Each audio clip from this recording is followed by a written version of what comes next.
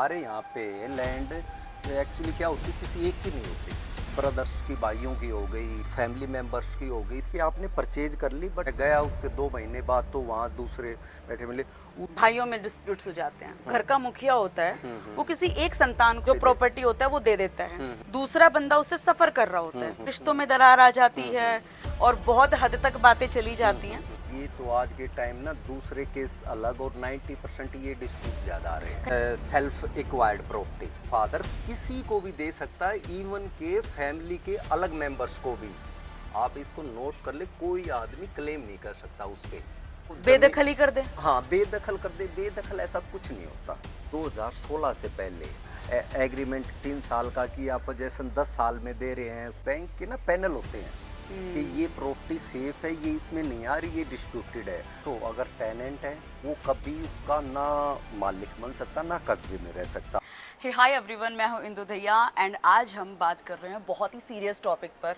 Generally जब हम properties लेते हैं ना, तो कई प्रॉपर्टीज़ तो बहुत अच्छी निकल जाती हैं, बट कई सारी प्रॉपर्टीज़ आती हैं जिसमें बहुत सारी लीगल प्रॉब्लम आ जाती हैं, या किन चीज़ों का हमें ध्यान रखना चाहिए प्रॉपर्टी लेते टाइम।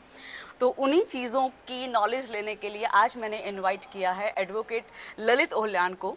एंड बेसिकली मैं आपको बता दूं कि वो 20 साल से प्रैक्टिस नहीं कर रहे हैं। हाँ, प्रैक्टिस ही बोल, प्रैक्टिस हाँ, बोलते हैं जी, इसमें, जी, जी, क्योंकि मुझे ये वाली लैंग्वेज ज़्यादा आती नहीं है ललित। तो अगर मैं कोई गलत शब्द यूज़ कर जाऊं तो आप प्लीज़ मुझे बिल्कुल, करेक्ट कर बिल्कुल। देना। तो ललित, आप तो बहुत लंबे समय से करते आ रहे हैं, तो ऐसी कौन कौन सी चीज़ें हैं जो आपको लगता है कि भाई प्रॉपर्टी लेते समय इन चीज़ों का ध्यान रखना चाहिए, ताकि ये लीगल डिस्प्यूट से लोग दूर रहें? जी, जी, जी। इंदु जी, मैं आपको बता दूं, पहले मैं एक लाइन में अपने बारे में बता देता हूं।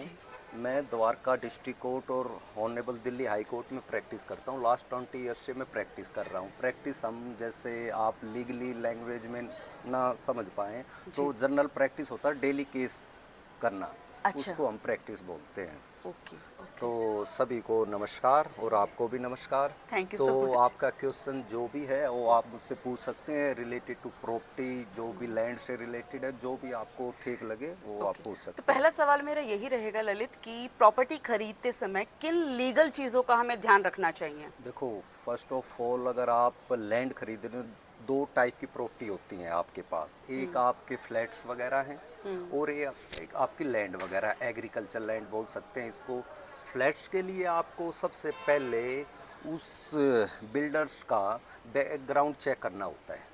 फ्लैट्स की हम लोग अभी हाँ, बात जी, कर रहे जी, हैं, जी। ठीक है, अपार्टमेंट्स जो रहते हैं। Yes, yes. उसमें आपके उनके पहले प्रीवियस पोजेशन से लेकर उनकी लैंड की क्वालिटी क्या है, और लैंड कोई डिस्प्यूटेड तो नहीं है। मेन तो लैंड डिस्प्यूट नहीं होना चाहिए, क्योंकि अगर आप सोचो लैंड फार्मर से खरीदी हुई है उन्होंने, तो उनमें कोई डिस्प्यूट ना हो, नो ऑब्जेक्शन सर्टिफिकेट सभी को पार्टनर्स ने दिया हो। को पार्टनर्स को होते हैं हमारे यहाँ पे लैंड एक्चुअली क्या होती, किसी एक की नहीं होती। जैसे ब्रदर्स की, भाइयों की हो गई और उनकी फैमिली मेंबर्स की हो गई, तो सभी यानी कि पूरा का पूरा चेक उन्होंने लिया हो, ताकि पार्टीशन की कोई रिक्वायरमेंट ही ना पड़े आगे, अच्छा, कंप्लीट लिया हो। जैसे कई बार हमें देखने को मिलता है कि कोई जी। चंक है, हाँ जी। बिल्डर ने लिया है, तो उसके बीच में जैसे रेवेन्यू रास्ते निकल गए, यस, यस। या फिर कोई एक अभी जैसे पिछले दिनों गुड़गांव में एक ऐसा बिल्डर है जिनकी लैंड के बीच में किसी फार्मर की लैंड थी, और वो प्रोजेक्ट में काफी प्रॉब्लम्स भी आई बाद में देखने को। Yes, yes. तो कैसे पता करें कि डिस्प्यूट है कि नहीं है? इंदु जी, ये बहुत ही वैलिड और इम्पोर्टेंट क्वेश्चन है,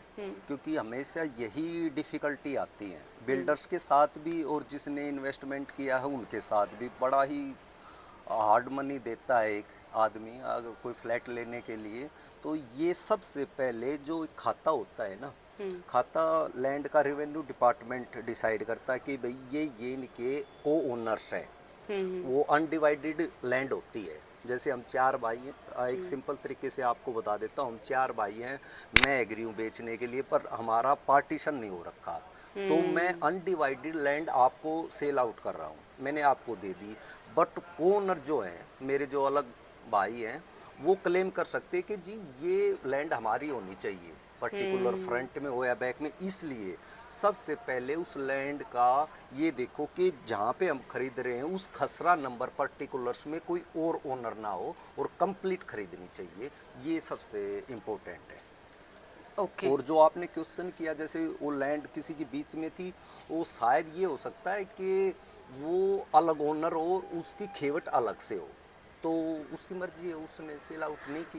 बट जनरली ललित हम लोग देखते हैं, देखो जो अगर हम लोग बात करते हैं किसी पर्टिकुलर प्रोजेक्ट की, ठीक है, तो जो एक इन्वेस्टर होते हैं ना वो इतना ध्यान नहीं देते, नहीं देते, यस, क्योंकि वो नेचुरली एग्जैक्टली भाई एक प्रोजेक्ट आ रहा है, हाँ हाँ हाँ, जी ये लैंड है, लेकिन अब एक नॉर्मल इन्वेस्टर तो नहीं ध्यान देता, तो इस उसके केस में क्या करें? उस केस में थोड़ी ही एक्सरसाइज उसको बायर को भी करनी चाहिए उससे रिलेटेड। आप जब ये आप एग्रीमेंट टू सेल बोलते हैं, जो भी आप एक एग्रीमेंट दिखाते हो लैंड, उसमें ना खसरा नंबर्स मेंशन होते हैं, और आजकल तो ऑनलाइन है सब कुछ, तो तहसील की वेबसाइट पे जाके या तो आप वो खसरा नंबर चेक कर लें कि यही ओनर्स हैं या कोई उसके साथ और अटैच ना है। तहसील में बहुत ही मिनिमम फीस होती है आई थिंक, क्योंकि अब तो हम ज़्यादा जाते नहीं तहसील में, कोर्ट्स में ज़्यादा रहते हैं, वो 10 रुपये या 20 रुपये इतना होता है, उसमें जाके अच्छा? चेक, हाँ हाँ इतने में चेक करा सकते हैं कि जमाबंदी वर्ड्स होता है कि इस साल में ये ओनर थे, हर 5 साल 10 साल में वो अपडेट होती रहती है कि इससे पहले ये ओनर थे, इससे पहले ये थे, इससे पहले ये थे, वो सारा रिकॉर्ड आपको मिल जाएगा। और उसमें पटवारी मेंशन भी करता है, अगर कोई लोन ले रखा है तो रेड पेन से ना मेंशन भी होते हैं, तो थोड़ी ही अगर बाहर एक्सरसाइज करे तो ये भी हो सकता है। और बाकी आपको ट्रस्ट करना है तो उसका बैकग्राउंड चेक कर लो, तो आप बेटर वो जानते तो हैं। बिल्कुल, क्योंकि क्या होता है ना, हम लोग तो जनरली क्या करते हैं कि अगर मान लो कोई भी प्रोजेक्ट आता है तो उसकी पास्ट एक्सपीरियंस क्या है, क्योंकि Yes, कुछ बिल्डर होते हैं वो सारी ड्यू एंड डिलीजेंस करने के बाद ही कोई प्रोजेक्ट लेकर आते हैं। अच्छा, ये तो हमने बात करी है अपार्टमेंट की। Yes. If we talk about land, अगर हम लोग एग्रीकल्चर लैंड की बात करते हैं तो उस पे कैसे पता करें कि उसमें डिस्प्यूट है कि नहीं है, किसी का कब्जा है कि नहीं है? हाँ, उसके लिए आपको सबसे ज़रूरी है वही तहसील में जाके आपको जमाबंदी चेक करनी पड़ेगी उसकी।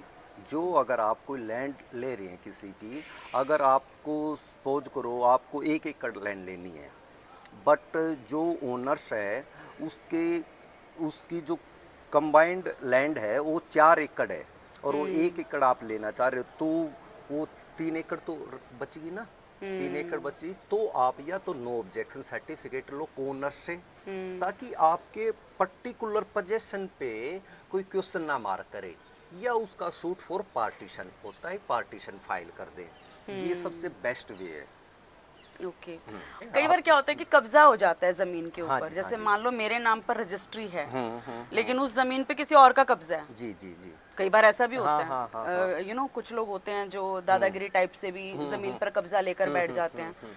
तो अगर मान लो मेरी जमीन है और मेरे रिलेटिव्स की वो जमीन है अगर, तो उसको मैं कैसे, वो कैसे छुड़वाएं या कैसे उसकी चीजें सेटल दो करें? टाइप से कब्जा होता है। एक at the time of purchasing, जब आप परचेज कर रहे हैं लैंड को, तब उस पे कोई और बैठा हो, ठीक है। एक ये होता है कि आपने परचेज कर ली बट आप कहीं पे भी रह रहे हैं, आजकल नॉर्मली होता है, जैसे मैंने दूसरी जगह पे लैंड परचेज कर ली पर मैं गया उसके 2 महीने बाद तो वहाँ दूसरे बैठे मिले। उसका तरीका एक ही है, शूट फॉर पोजेशन फाइल करना पड़ेगा आपको कि इनलीगली इन्होंने मेरे लैंड पे कब्जा कर लिया और at the time of purchasing ये मेरा पोजेशन मेरा था, तो वो शूट फॉर पोजेशन के लिए आप डिस्ट्रिक्ट कोर्ट में आपको जाना पड़ेगा। वो कोर्ट आपको छुटवा देगी, अगर वो देखेगी आपके डॉक्यूमेंट्स देखेगी, जैसे पेटिशन फाइल होगी फिर रिप्लाई आएगा, देन उसके बाद शूट फॉर पोजेशन से ही आप उसको डिस्पोजेस कर सकते हो। अच्छा ललित, एक बात और भी है, apart from this high rise low rise जमीन के, कई बार क्या होता है कि प्रॉपर्टी की जो लड़ाई हो जाती है, कई बार बहुत सारी ऐसी चीजें Family होती की हैं, बात कर फैमिली रहे हैं। Yes, की बात yes, कर रहे हैं हम लोग, okay. तो उसमें आप मुझे ये बताओ, जैसे कुछ लोग ऐसे कहते हैं कि वहां पर मतलब फॉर एग्जाम्पल कोई डिस्प्यूट है, तो किसी पर्टिकुलर बंदे को पुलिस के पास जाना चाहिए या सीधा अपना लॉयर से डिस्कस करें? देखो, अगर आप सिविल की बात करोगे, क्योंकि ये सारा प्रॉपर्टी से रिलेटेड सिविल नेचर्स के होते हैं ये, अगर आपका टाइटल डिस्प्यूटेड नहीं है तो आपको सिविल कोर्ट में ही जाना पड़ेगा। उसके लिए आपको अपना एडवोकेट्स करना पड़ेगा। जो भी आप जहाँ पे भी लैंड होगी उसी के नियर अबाउट जो भी डिस्ट्रिक्ट कोर्ट लगेगी वहीं पे आपको जाना पड़ेगा एडवोकेट्स के पास। वरना पोजेसन छुटाने का ना तो पुलिस को राइट है, उससे कोर्ट को, हाँ चीटिंग के मामले में आप पुलिस के पास जा सकते हो। जैसे आपकी लैंड है, कोई किसी ने झूठे डॉक्यूमेंट्स तैयार करके और वो अपना दिखा दिया, तब आपको पुलिस के पास क्योंकि जाना ये बात पड़ेगा। ना मुझे ललित जी इस बात से याद आई, क्योंकि मैंने एक स्क्रॉल कर रही थी इंस्टाग्राम और एक रील आई सामने। हाँ हाँ तो उसमें बोला गया था कि हर चीज का इलाज अगर प्रॉपर्टी का है तो उसकी ये नहीं है कि पुलिस का ही डंडा बजवाओ। कई बार एक समझदार लॉयर से भी बात कर लेनी चाहिए कि भाई हम इसको कैसे सॉल्व कर सकते कैसे हैं, सॉल्व कर, है ना? बिल्कुल आपने ठीक देखा हुआ उसमें। तो मैंने जो पहले बताया ना, अगर चीटिंग डॉक्यूमेंट से रिलेटेड हुई है तो आपको पुलिस को अप्रोच करना पड़ेगा। आपके obtain signature, false signature obtain कर लिए, या आपके डॉक्यूमेंट्स आपने कहीं दिए थे लोन के लिए, किसी ने वहाँ से उठा के अलग डॉक्यूमेंट्स बने, खूब किसी भी टाइप की चीटिंग हो सकती है, तब आपको पुलिस के पास जाना पड़ेगा। वो क्रिमिनल प्रोसीडिंग होगी उसके अगेंस्ट जिसने आपको चीट किया है, आपके डॉक्यूमेंट्स में कुछ किया है गड़बड़। अच्छा, हाँ, और वरना अगर सिंपल है, आपको पोजेशन चाहिए, आपको रिलीफ दूसरे टाइप के चाहिए, तो आपको सिविल कोर्ट ही अप्रोच करना पड़ेगा। ओके।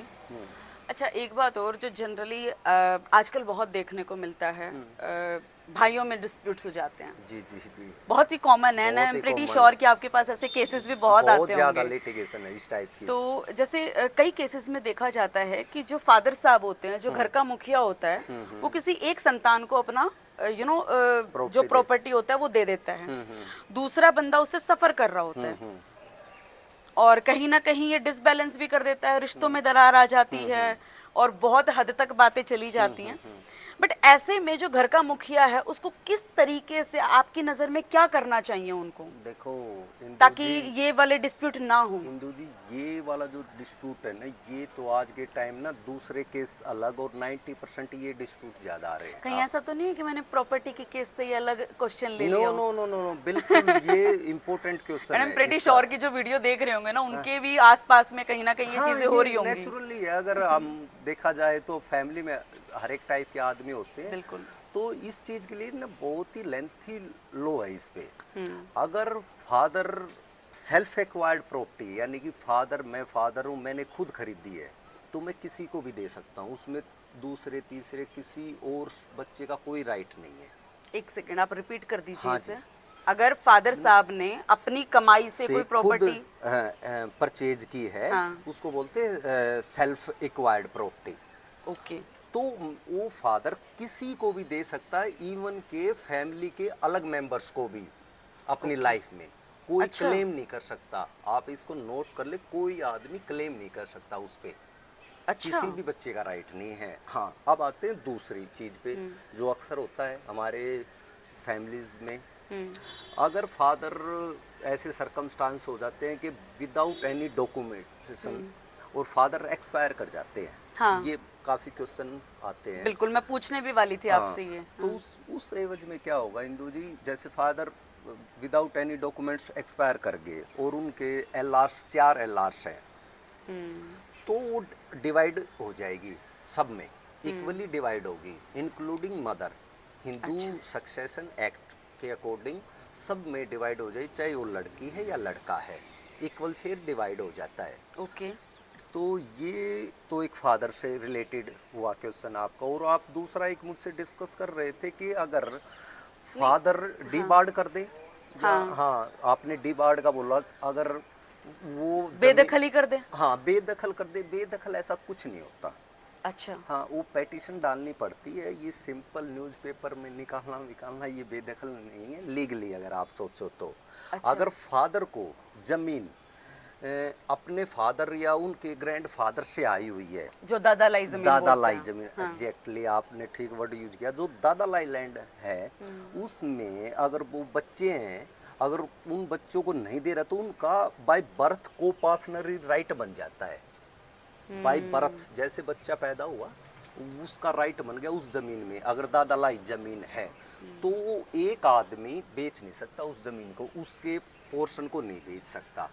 या Okay. फादर हुआ या उनके ग्रैंडफादर हुए, क्योंकि उसका को पार्सनरी राइट बन गया जैसे ही वो आया एज पर हिंदू सक्सेशन एक्ट के अकॉर्डिंग। तो को पार्सनरी राइट में कहीं ये कह देना कि नहीं एक ही बच्चे को दे के चला गया, नहीं, वो लीगली साउंड नहीं है, वो गलत है। बट ललित कई बार ऐसा भी तो होता है कि जैसे मतलब जो भाई भाई होते हैं वो भी धोखाधड़ी कर देते हैं अपनी दादागिरी के चक्कर में, जैसे चाचा ताऊ हो जाते हैं, हाँ, भाई होते हैं वो कि भाई हम एक पक्ष है जो थोड़ा सा हैवी पड़ जाता है कहीं ना आप कहीं। मसल्स पावर लगा लो या कैसे ही एग्जैक्टली तो लगा उस लो। केस में जिसके साथ गलत हुआ है, जिसको प्रॉपर्टी नहीं मिलती है, तो वो लीगली क्या एक्शन ले यस सकता है? Yes yes. इसमें इंदू जी क्या होता भाई, शूट फॉर पार्टीशन जाएगा। अगर मैं उसमें कब्जे में नहीं हूँ, सपोज करो मैं आपके यहाँ आज गुड़गांव में आके रहने लगा, मेरी लैंड वहाँ पे है, मेरे चाचा ताऊ ने वो कर ली, कब्जा भी कर लिया और वो सब ये कर रहे, तो उस एवज में आपको कुछ ज़्यादा करने की जरूरत नहीं, आप शूट फॉर पार्टीशन जाओ, क्योंकि एज पर documents you are the co sharer, यानी कि आप भी को शेरर हैं उस प्रॉपर्टी में, तो आपको कब्जा मांगने की भी जरूरत नहीं है। सिर्फ शूट फॉर पार्टीशन का केस फाइल करो, वो कोर्ट डिसाइड कर देगी कि ये पोर्शन आप सबका। लेकिन ललित जितनी आसानी से आपने बोल दिया कि भाई ऐसे ऐसे कोर्ट में अप्लाई कर दो और कोर्ट ये कर देगा, बट इतना आसान भी नहीं होता है। नहीं नहीं आसान, it takes a lot of time. हाँ, मतलब yes, आप yes, लगाओ ना, देखो, टाइम कंज्यूमिंग है। किसी के बाप ने किसी के फादर साहब ने केस करा है तो उसके बच्चे भी केस लड़ रहे होते हैं कितनी बार। देखो वो एक टाइम अलग था, जो हम पहले अगर अब 20-25 साल पहले देखें तो काफ़ी लेंथी प्रोसीजर था ये, आई एम एग्री कि ये था, बट आज की टाइम पे इतना फास्ट डिस्पोजल हो चुका है, तो इनकी देखो लाइफ 2-3 साल तो होती है, क्योंकि कोर्ट को कैसे पता होगा कि सच्चा कौन है, ठीक है, वो डॉक्यूमेंट्स, हाँ, फॉल्स केसेस भी आ जाते हैं भी आ कितनी बार। जाते हैं, तो डॉक्यूमेंट्स को एग्जामिन करेगी, एविडेंस देगी, तो 2-3 साल 4 साल में हो ही जाता है। बट आपके पास दूसरा रास्ता भी नहीं आपने लेना चाहिए, लीगली ठीक रहेगा अगर आप एडवोकेट से बात कर रहे हो। नहीं, अब एडवोकेट साहब के पास बैठे हैं और ऑब्वियसली तो उन्हीं के रास्ते से हम लोग जाएंगे। और कोई और चीज़ ललित जो आप बताना चाहते हैं? देखो सबसे पहले आजकल ना बहुत सारे इसका रेरा का भी चला हुआ है, रेरा में आप कैसे अप्रोच कर सकते हैं, जो आज हाँ, ये बहुत। हाँ। अच्छा ललित, मैंने ना एक सवाल लिखा था आपके इसी बात के लिए। अभी कुछ दिन पहले रेरा को खत्म करने की बातें आ रही थी। जी जी जी, ऐसा कुछ नहीं है अभी तक। नहीं, उसमें आया था कि मतलब क्या कहते हैं कि जो रेरा की कुछ गाइडलाइंस हैं जो बिल्डर को कुछ गतिविधियों में सपोर्ट करती हैं, बट मैं टू बी वेरी फ्रैंक, मुझे इस चीज का नहीं पता है, तो आप इसको थोड़ा सा बताओ कैसे है? क्या हुआ इंदू जी, 2016 से पहले बिल्डर लगा लो आप, ये मनमानी जिस टाइप की चलती थी, एग्रीमेंट 3 साल का किया, पोजेशन 10 साल में दे रहे हैं, कुछ लिखाई पढ़ाई कम होती थी, तो उसमें बाहर ना बड़ा फंसता था। तो गवर्नमेंट 2016 में, आई थिंक 2016 में रेरा एक्ट लेके आई। हाँ बिल्कुल लाए थे। ठीक है, उसमें फिर क्या किया, एक रिस्पॉन्सिबिलिटी एंड लाइबिलिटी दोनों ना उस एक्ट में दी गई कि भाई आपकी ये रिस्पॉन्सिबिलिटी, ये लाइबिलिटी है, थर्ड अगर आप ये नहीं करते तो ये पेनल्टी है। तो ये एक्ट बड़ा अच्छा है, अगर वो नहीं करता,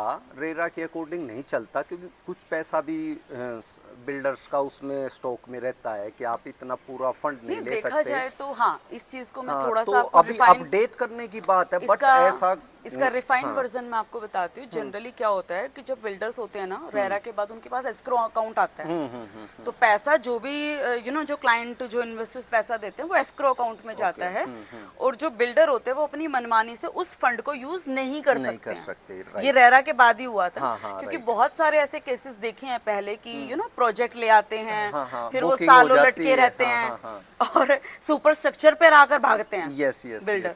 तो रेरा के आने से ऑब्वियसली बहुत सारी चीजें हैं जिनसे लोगों को राहत ही मिली एक तरीके से। बट नहीं, ये केस मैंने किया था, मुझे याद है कोविड के दौरान कुछ कंपनियों ने वहाँ पे बाहर से बुकिंग अमाउंट लेते रहे कि जी हम यहाँ पे लैंड पे फ्लैट बनाएंगे, दिल्ली की बात है ये, द्वारका के नज़दीक था, लैंड पूलिंग के मामले में, तो बनाएंगे, बट उन्होंने कुछ किया ही नहीं, और ना लैंड जमा कराई डीडीए में ना कुछ किया, तो उनके ऊपर केस एफआईआर वगैरह भी दर्ज हुई, भी अंदर भी गए। तो ये इसी के अकॉर्डिंग रेरा एक बहुत अच्छा एक्ट है जिसमें इनकी ड्यूटी दी हुई है बिल्डर्स की। हाँ, इसको कुछ अपडेट करने की रिक्वायरमेंट है, वो गवर्नमेंट उस पर सोच रही है। जो भी ऑनरेबल, अच्छा ही है अगर कर देंगे तो ऑनरेबल बिल्कुल। सुप्रीम कोर्ट भी बहुत अच्छी अच्छी जजमेंट भी दी हुई हैं इनके। नहीं, रेरा के बाद देखो बिल्डर में डर है यस है ना, यस यस। और अगर इन्वेस्टर हैं तो वो भी रेरा आने के बाद ही इन्वेस्टमेंट करता है, वो पहले नहीं नहीं करता है। करता था, तो रेरा ने yes। तो ऑब्वियसली एक हेल्प ही करी एक तरीके सेफ्टी से। दी है बायर्स को ना। लेकिन एक बात बताइए आप, मैं थोड़ा सा ओपन होके पूछना चाहती हूँ, अगर रेरा है तो क्या वो प्रोजेक्ट 100% सेफ है?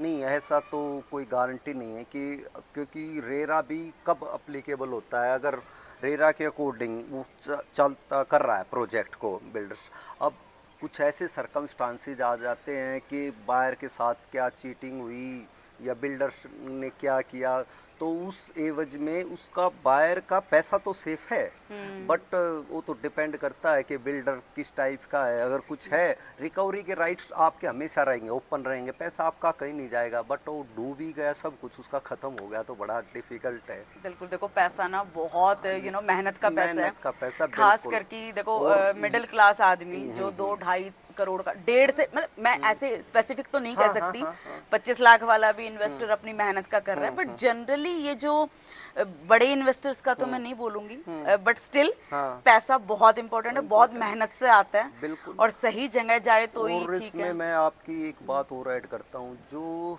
फैमिली घर के लिए, अपना मकान के लिए लेती है ना, वो एक इमोशन भी बहुत अटैचमेंट इमोशंस होते होते हैं, हैं। एग्जैक्टली। वो पैसे से वो दिखाई नहीं देता, पैसा तो दिखाई देगा आपको, लिक्विड मनी है, पर जो इमोशन है ना ये इंदु आपने जी, बहुत अच्छी बात वो बोली है। बहुत इम्पोर्टेंट है। उसने क्या सोचा होगा उन 3 साल में, 4 साल में, मैं ऐसे अपने घर में रहूँगा, ये बनाऊँगा, वो बनाऊँगा, तो बहुत चीजें बहुत सही ही में। ज़्यादा। तो इन बिल्डर्स को भी और सबको ना इस चीज़ का वैल्यू रखनी चाहिए कि किसी के पैसे से बड़ा उसके आप इमोशन से ना खेल लें। हाँ बिल्कुल।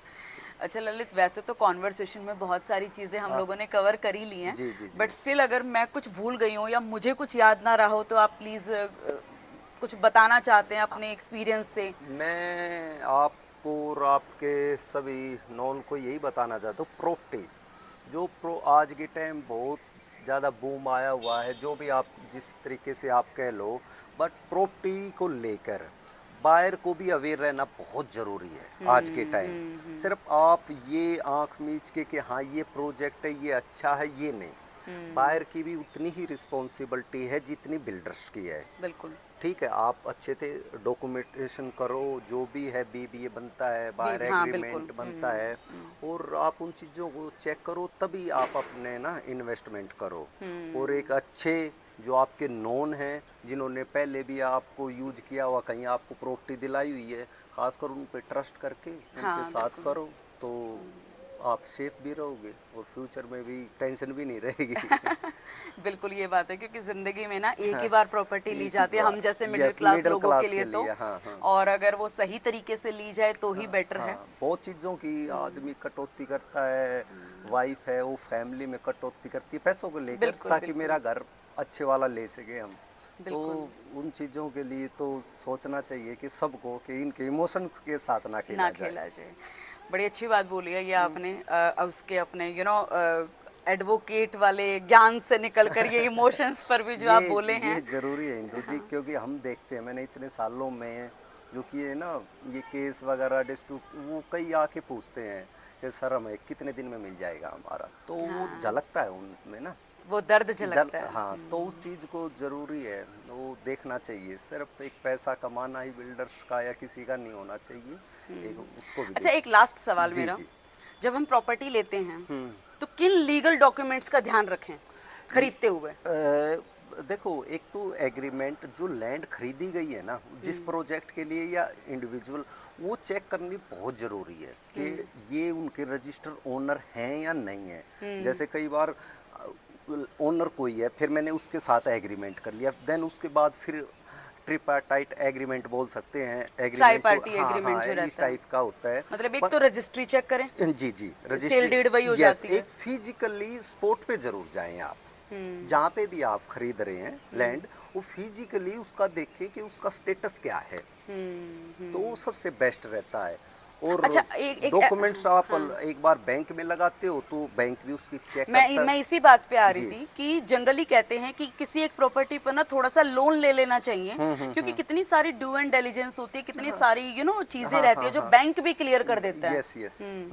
अगर बैंक में प्रॉब्लम है, लोन नहीं मिला अगर कंपनी को, तो आप बहुत सारी चीजों से अवेयर हो जाते हैं। क्या होता है इंदु जी, बैंक के ना पैनल होते हैं, उनके पास डाटा भी होता है कि ये प्रॉपर्टी सेफ है, ये इसमें नहीं आ रही, ये डिस्प्यूटेड है।